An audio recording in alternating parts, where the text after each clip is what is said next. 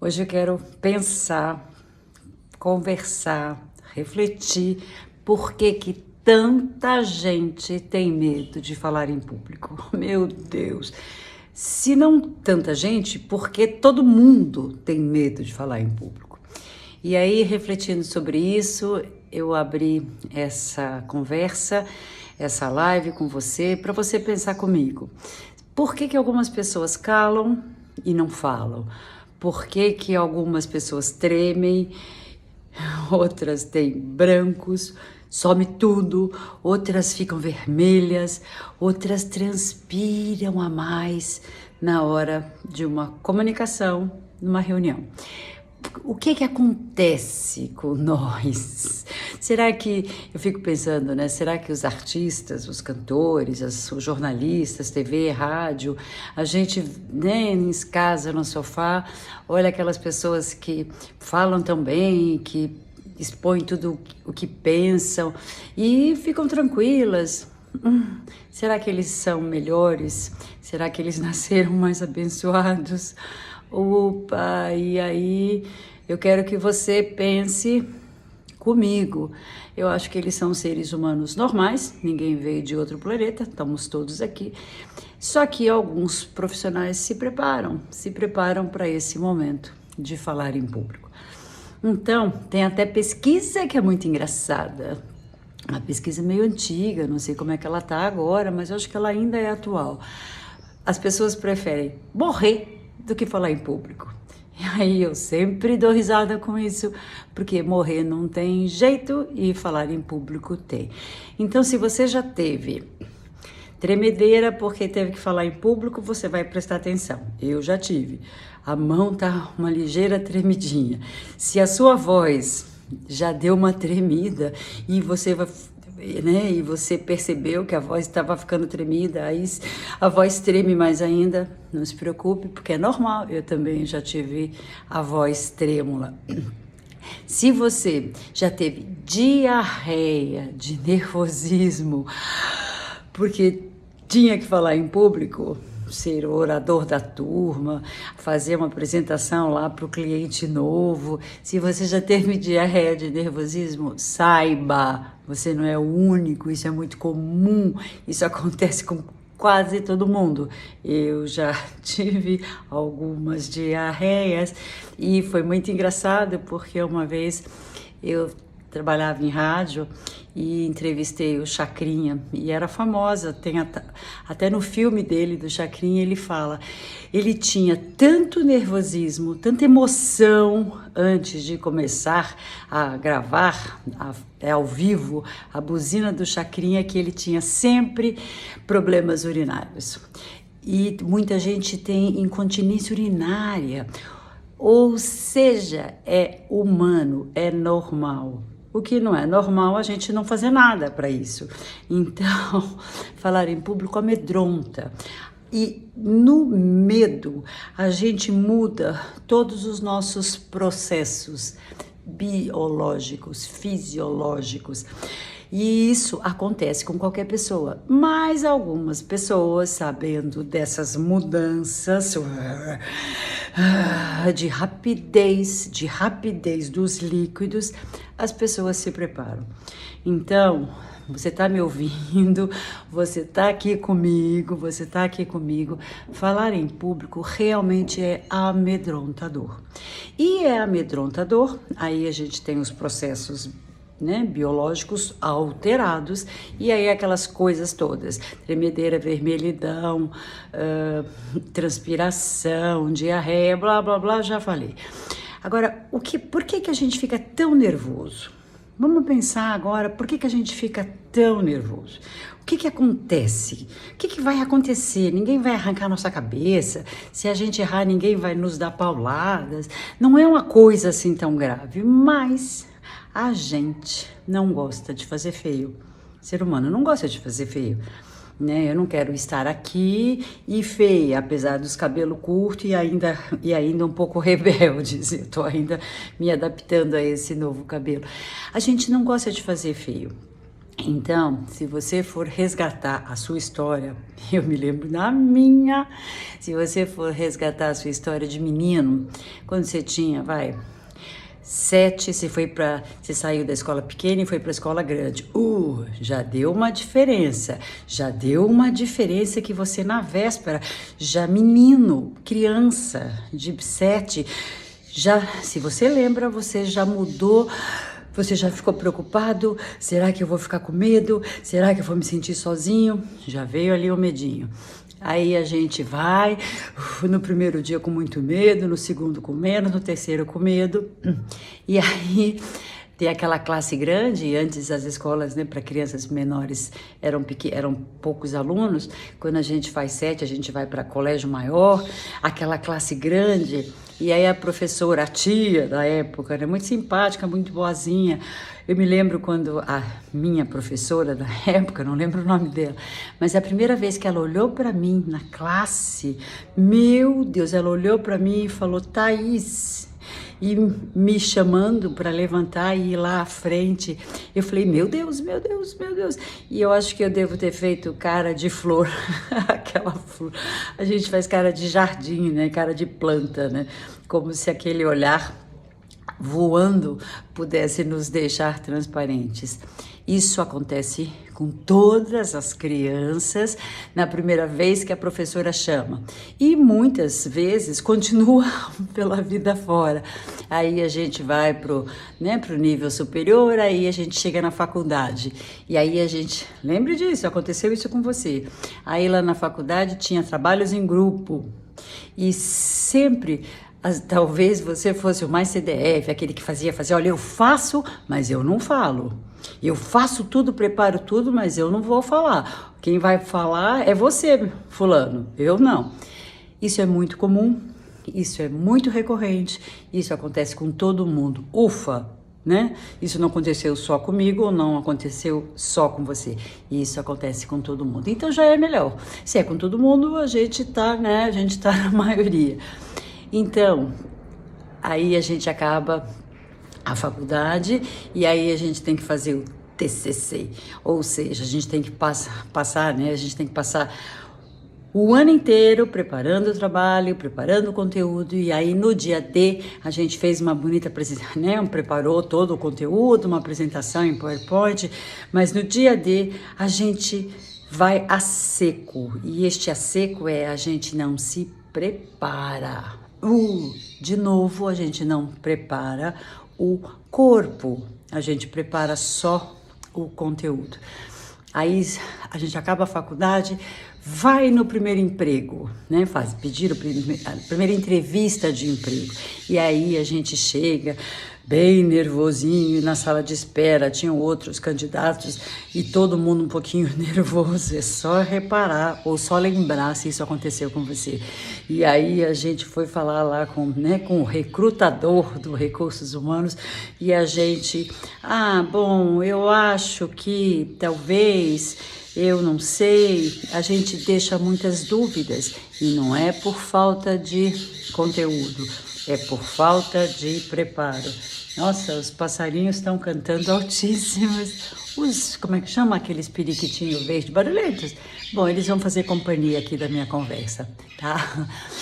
E aí, na primeira entrevista de emprego, a gente quase quer morrer, porque a gente está todo alterado.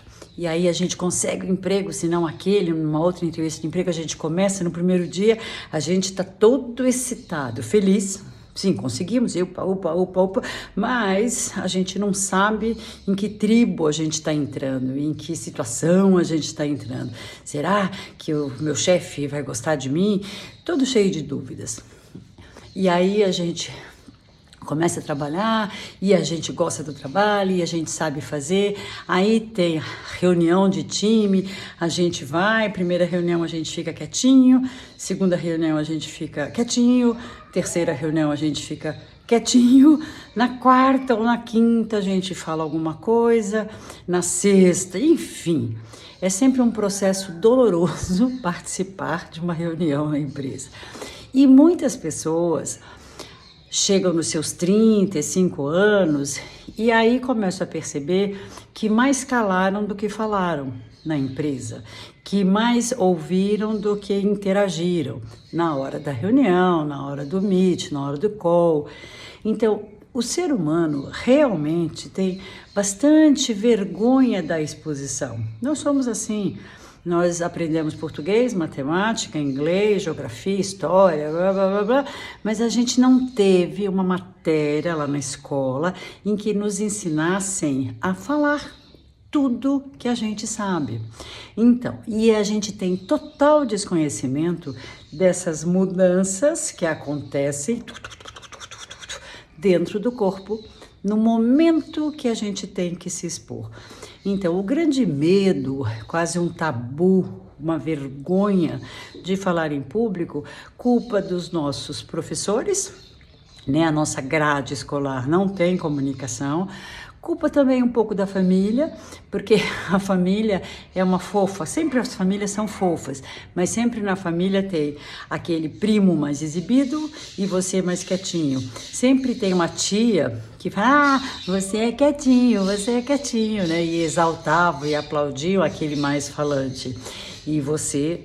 Então a gente passa da infância à puberdade, ao chegarmos, quando somos adultos, quase até a maturidade, sem percebermos a vital importância da comunicação. Então, se você está nesse momento de repensar um pouco carreira, sabe por quê? Porque talvez muitas promoções você não tenha sido promovido, não tenha sido contemplado, porque talvez o seu chefe, o seu líder, não ouviu muito a sua opinião. Nossa, e os periquitos tão animados. Esse barulho é um monte de periquito solto, viu? Não é que estão na minha jaula, engaiolados. Estão todos aqui no meu jardim. Então, se você pensar quantas promoções você perdeu por causa da sua má comunicação ou do seu medinho de falar em público. Então, quantas promoções perdidas, quantos bônus, né? Porque sempre que tem uma promoção, vem junto o bônus. Quantos bônus não ganhados. Então, pela nossa vida, eu mesma, que sou uma profissional de comunicação há 40 anos, comecei aos 15 na televisão, depois fiz rádio, depois fiz teatro, e aí me apaixonei por esse assunto. Eu mesma já fiz 1000 palestras, já dei aula para mais de 100.000 pessoas, os meus coaches, minhas palestras, mais de 100.000 pessoas. Eu mesma ainda fico um pouquinho aflita quando tem um curso novo, quando vem uma empresa nova que não me conhece, quando vem uma palestra diferente. Ainda hoje, 40 anos depois, ainda eu percebo um ligeiro alterar, porque é humano. Quando alguma coisa não vai bem, a bomba chamada coração bate mais rápido. A bomba batendo mais rápido quando a gente não está, né, no normal. Quando alguma coisa altera, bate mais rápido. Alterando um pouquinho mais rápido, os líquidos correm mais rápido. Os líquidos correndo mais rápido, vem a vermelhidão, a transpiração, a tremedeira. Então, todas essas nossas demonstrações de nervosismo são porque o coração bate mais rápido. Simples assim. Então, mesmo eu, 40 anos depois desses cursos, aqueles segundinhos que antecedem uma reunião, uma palestra, uma live, uma nova aula, um novo cliente, uns segundinhos antes, eu não deixo o coração sair pela boca. Eu paro, respiro. Por isso que eu falo muito de respiração, por isso que eu falo muito de postura, por isso que eu falo muito de alongamento. É o pré-comunicação, é o pré-âmbulo da situação nova, do desafio novo da comunicação. É o preâmbulo antes. Então, se você tem essas características todas, não entre frio, não entre só com o conteúdo preparado aqui. Você tem que uns segundinhos antes se acalmar, respirar santo remédio. Porque é claro que a informação a gente tem, a gente sabe como fazer o nosso trabalho, a gente sabe onde a gente tem que chegar com o nosso trabalho, a gente sabe, a gente se prepara, a gente estuda, a gente passa às vezes a noite preparando o PowerPoint, mas o que a gente não sabe é que a gente tem que se preparar antes de qualquer situação de comunicação. Seja uma comunicação, por exemplo, em casa. Você vai ter uma conversa difícil com o seu filho, que já está lá nos seus 10, 12 anos. É uma conversa difícil, não vá seco. Prepare-se, porque se você só for com um assunto na cabeça, hoje vou conversar sério com o meu filho sobre as notas que ele está tendo na escola. Se você for sem se preparar, na hora H,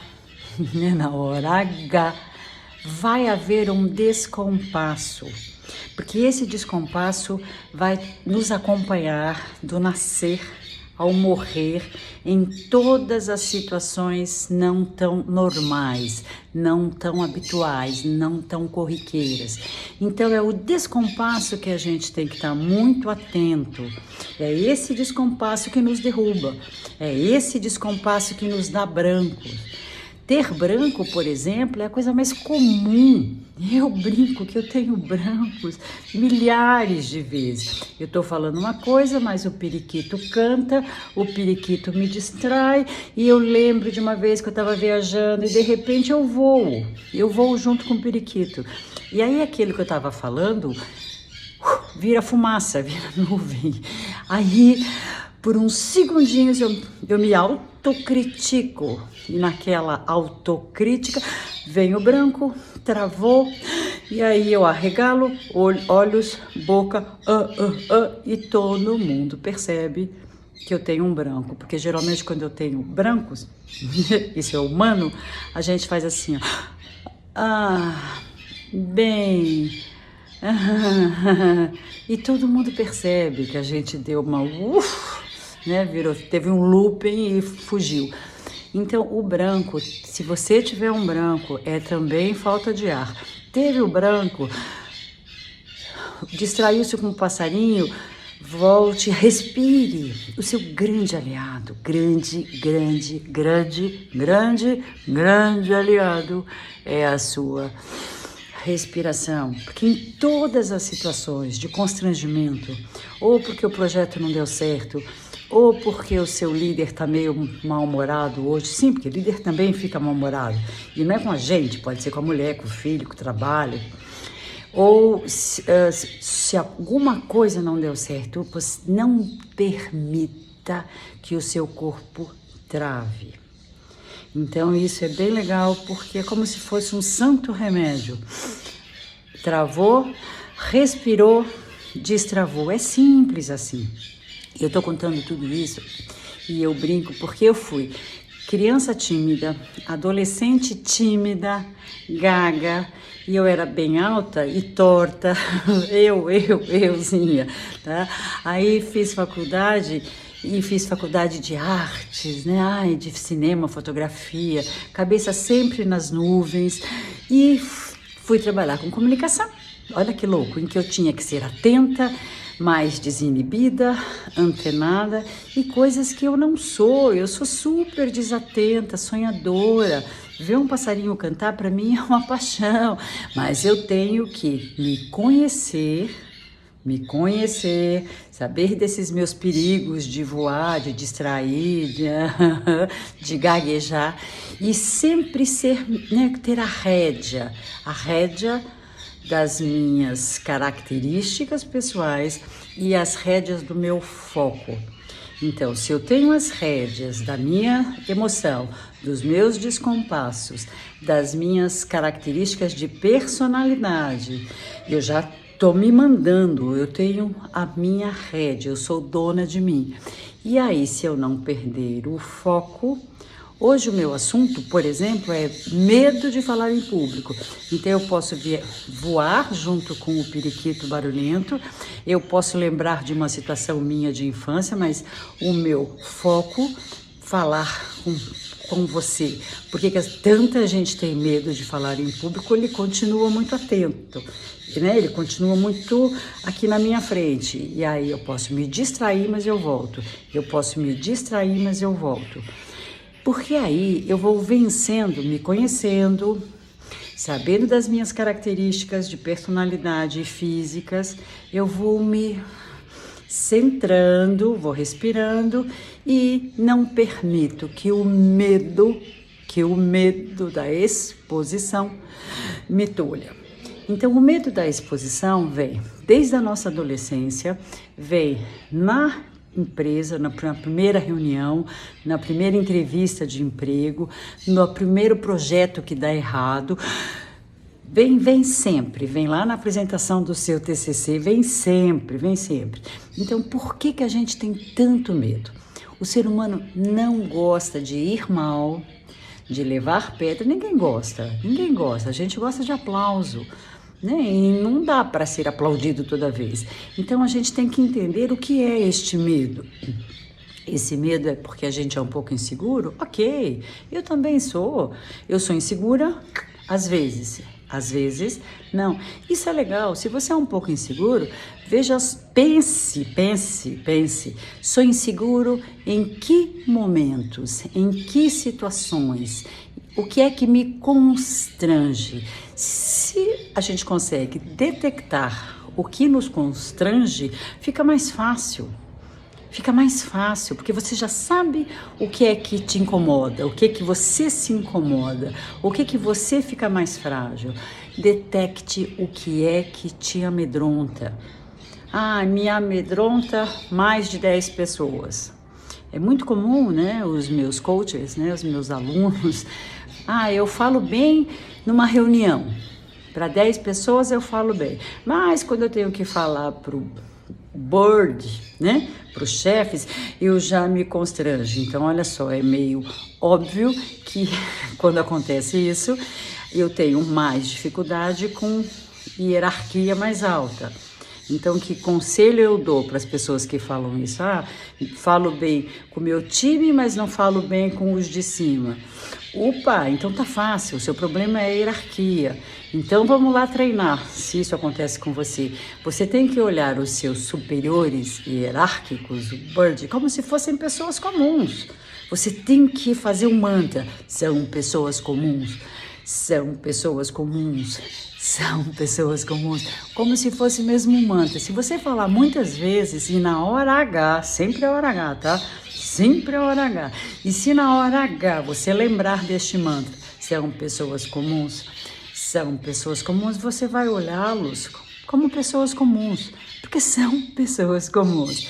Então, outros falam bem em pequenos grupos. Mas não gosto de um microfone. É muito frequente eu ouvi isso. Olha, eu vou ótimo, mas quando tenho um microfone na minha mão, ou seja, quando eu estou diante de uma plateia, eu não lembro de nada, não vou. Então, se isso acontece com você, a sugestão que eu dou, né, porque eu dou, né, quando eu estou com um coach, né, um trabalho presencial, não tem a menor diferença você conversar com uma pessoa, você conversar com 3 pessoas, você conversar com 10 pessoas, ou você precisar de um microfone para conversar com 1000 pessoas. Continua uma matemática de 1 mais 1, você e mais 1, seja este outro 1, 10, 100 ou 1000, não muda, é você com mais 1. Então, todas as conversas, todas as expressões de comunicação, todas as situações de comunicação, sejam virtuais ou presenciais, seja aquele apresentador do telejornal da televisão, ele está falando com uma pessoa que é a câmera. Se atrás da câmera tem milhões de telespectadores, não faz mal, eu e um. Esse é o que todos os jornalistas pensam, eu e mais um. Se atrás dessa lente, se atrás da câmera da televisão, ou se atrás, né? Lá no seu auditório, se tiver 1000 pessoas, é a mesma coisa, é um conversando com mais um, que é o outro, que é o outro. Então, se a gente também fizer essa reprogramação, eu e mais um, esteja eu numa reunião, esteja eu num palco, esteja eu dando uma entrevista de mídia, eu e mais um. Olha que simples, fácil.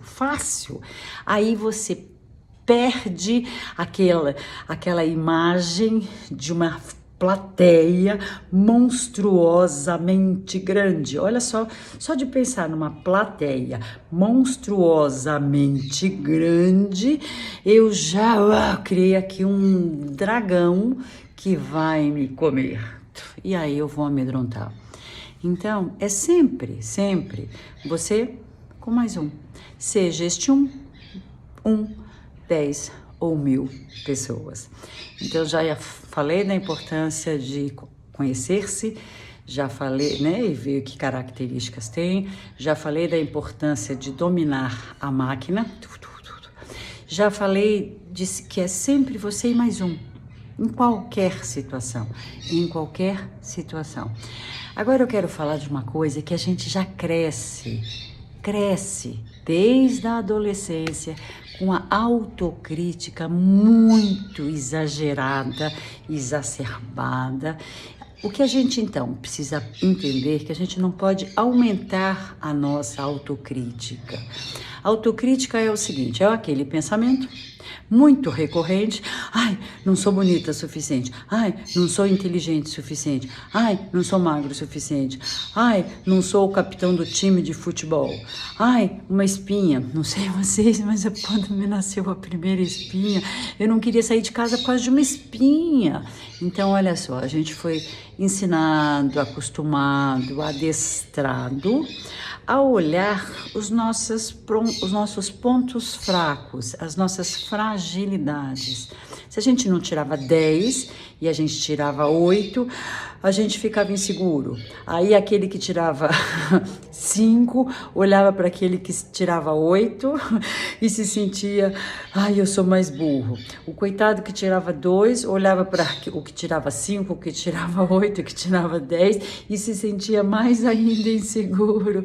Então, a autocrítica nos faz sempre, ela é terrível na comunicação, ela é terrível porque ela nos boicota. Então, o nosso medo de falar em público vem porque a gente tem uma autocrítica exagerada, descontrolada, descompensada. Então, claro que a gente tem que ter senso de ridículo, senso de limite. Claro, isso é óbvio, não quero conversar com você coisas óbvias. Mas quando ela é exagerada, ela vai te tolher. Eu sou, como eu já disse, bem distraída, cabeça sempre na lua, nas nuvens. Então, quando eu vou guiar, se eu passar uma semana sem guiar, eu já sento no carro já com a cabeça nas nuvens. E muitas vezes, ainda hoje, minha carta já tem 40 anos ou mais, muitas vezes eu saio sem abaixar o breque de mão. Olha que coisa simples. E o coitadinho do carro vai e eu ainda olho, percebo que tem alguma coisa errada, que o motor não está, mas aí eu ainda abro a janela e falo, nossa, será que o mundo hoje está com uma energia mais pesada? Não, é só o breque de mão que eu às vezes esqueço de puxar. Então a autocrítica mais ou menos faz isso nas nossas competências. Nossa, e aí a gente fica com pavor de falar em público, pavor, a gente esquece de soltar o breque de mão e aí a gente vai falar em público como se estivesse indo para a forca. tudo travado, voz travada, ombro travado, respiração travada, sorriso travado e inteligência travada. Então, se você é um pouquinho autocrítico demais, e a gente e infelizmente cada vez mais, porque infelizmente a gente não quer fazer feio, e ao não querer fazer feio, a gente alimenta este bicho papão chamado autocrítica. Então, autocrítica é é o cão chupando manga. Como diz um amigo meu, a autocrítica é um cão chupando manga, porque ela nos deixa todinho, muscularmente, na defensiva. E quando a gente está na defensiva, nada flui, nada circula, energia não circula, inteligência não circula, oxigênio não circula, e aí a gente vai ficando cada vez com mais medo. Então, a autocrítica, a respiração, autoconhecimento, diminuir a ansiedade, né? Segurar aqui a bomba. Agora estou falando da autocrítica, ela é venenosa, você vai pensar nisso. Se isso acontece com você, de nunca estar satisfeito, de nunca estar gostando, né, do que você tem atingido, da sua performance. Ok, ser consciente, sim. Autoexigente demais, não. O autocrítico em excesso se boicota, se mata, fica se comendo. Então, a autocrítica realmente é muito ruim. Se você é muito autocrítico, você vai ter que fazer uma análise, tá? Você com vocêzinho aí, você vai ter que pensar. Se você for muito autocrítico, eu sugiro, aconselho, e é um conselho bom, você olhar mais as suas competências, as suas qualidades do que as suas fragilidades, tá? Então, realmente, põe aí numa balancinha os seus defeitos, sim, que todo mundo tem, graças a Deus, seus defeitos e suas qualidades. E você vai perceber que você tem muito mais qualidades do que fragilidade. E só o fato de ter essa consciência de que as suas qualidades, competências são maiores, né, do que a sua autocrítica, aí a gente começa a diminuir essa autocrítica que a gente tem desde a adolescência, tá? Então, a autocrítica é o cão. E se a gente não começar a cuidar desses pontos agora, nesse momento de vida, 35, mais ou menos, 40 e poucos, que as suas promoções estão indo para outros e não para você, né? Que os aumentos, os bônus estão indo para outros e não para você. A hora de dar uma mudada é agora, porque é fácil. Então, já falei de várias coisas, falei da autocrítica, que é o cão. Agora eu quero falar sobre esses medos, né? Esses medos, e cada um tem um medo. É muito louco, porque cada um de nós tem um medo. Tem gente que tem medo medo de fazer feio. Tem gente que tem muita insegurança. O muito inseguro não é culpa dele, se é o seu caso. Talvez a família, talvez a educação, talvez a escola tenham deixado você mais inseguro. Talvez o seu irmão mais brilhante ou mais falante, você ficou mais inseguro. Então, é muito comum termos medo. É muito comum insegurança, termos ganhado essas inseguranças por causa do nosso social, da nossa cultura, da onde que a gente, né, como é que foi a nossa infância, a nossa adolescência. Uma outra coisa que a gente também tem que tomar bastante cuidado é com a nossa vergonha. O envergonhado, na verdade, ele é um pouco... não tem coragem, né? Vergonha de fazer feio, vergonha de ousar, vergonha do ridículo, né? Quando a gente tem muita vergonha, a gente tem medo de fazer feio. Então, se você aí é um pouco envergonhado, qual é o problema?